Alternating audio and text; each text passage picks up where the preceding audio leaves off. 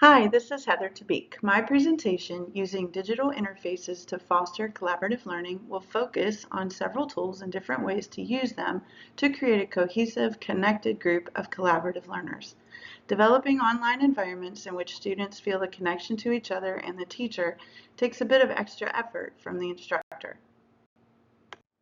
As teachers, we've all done it, and if we're being honest, we've come away wondering what we could have done differently. Maybe all students didn't seem engaged. Maybe one or two students seemed to do all the work while others were happy to just let them. Maybe students were confused about their roles or the point of the activity. If you've planned and implemented a collaborative learning activity for your students, you're not alone. Hundreds of thousands of teachers across grade levels and subject areas have used student collaboration as a learning strategy in the classroom.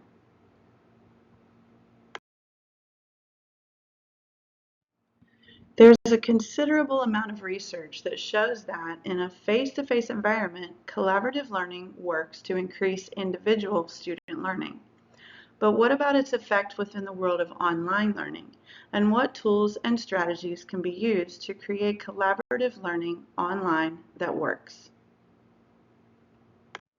That depends. Facilitators need to use a combination of different kinds of activities for the best results. Both synchronous and asynchronous activities provide for the social aspect of learning while also giving opportunities to work independently. Synchronous environments are best if the goal is for students to use relational processes to complete an assignment, like reviewing a case study and discussing potential solutions to a problem. For asynchronous collaboration, include activities like posting on discussion boards, adding to idea maps, and giving peer feedback. There are several tools that can be used for both synchronous and asynchronous collaborative learning. As the facilitator, deciding which one to use will depend on your instructional goals. Google Workspace, Zoom, Canva, Miro, Microsoft Teams, and Padlet are the platforms that will be discussed here. First, we'll look at some tools that can be used for synchronous learning environments in which live, real-time productive discussions or problem solving is the goal. Zoom and Microsoft Teams provide a way for students to meaningfully contribute to live conversations from any location. Both Zoom and Microsoft Teams provide a sense of social presence for learners. They can see each other, connect names to faces, and have a live discussion as if they're in the same room. Both platforms also provide the ability to record and transcribe the discussion for later reference if needed, which is something that doesn't happen during in-person discussions. Google Workspace for Education contains tools suited to synchronous activities, allowing for real-time collaboration. Students can work together from different locations to produce and edit documents, slide presentations, and videos.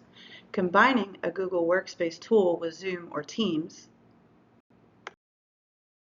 allows students to share screens if needed, see each other while they're working, and create a collaborative environment that feels very close to what they could do in person. Students who share their work with their teacher can also leave comments or questions that weren't resolved during the collaboration. While we're on the topic of teachers, this is a good time to mention what they can do with Google Workspace to enhance the collaborative environment.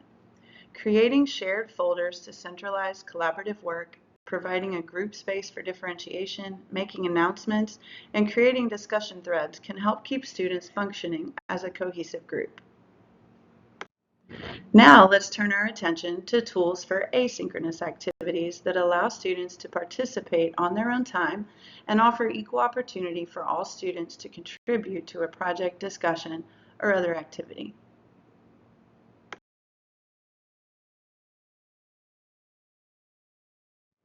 Tools like Padlet, Miro, and Canva provide ways for students to asynchronously participate in discussions, brainstorm ideas, create products or presentations, or add to a group idea map.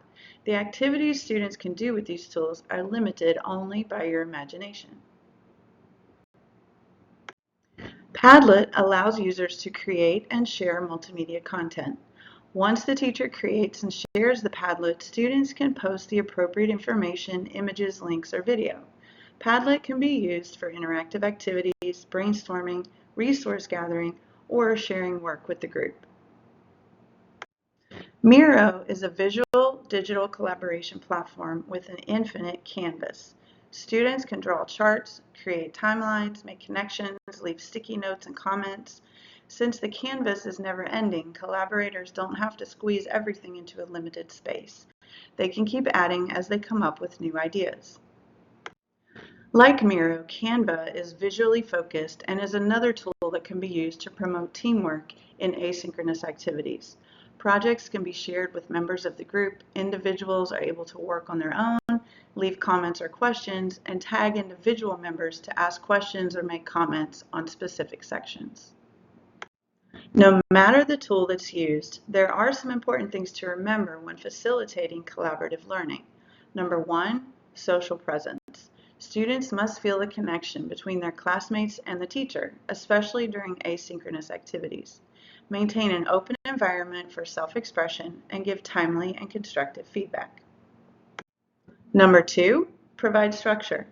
Taking steps like prescribing exact instructions for brainstorming and discussions, defining specific roles, and building an accountability for individuals within a group can create a better online learning experience for everyone involved. Thank you for watching the presentation. Remember, digital collaborative learning can produce better individual learning results when synchronous and asynchronous activities are combined, when team processes are structured, and when the facilitator supports social presence.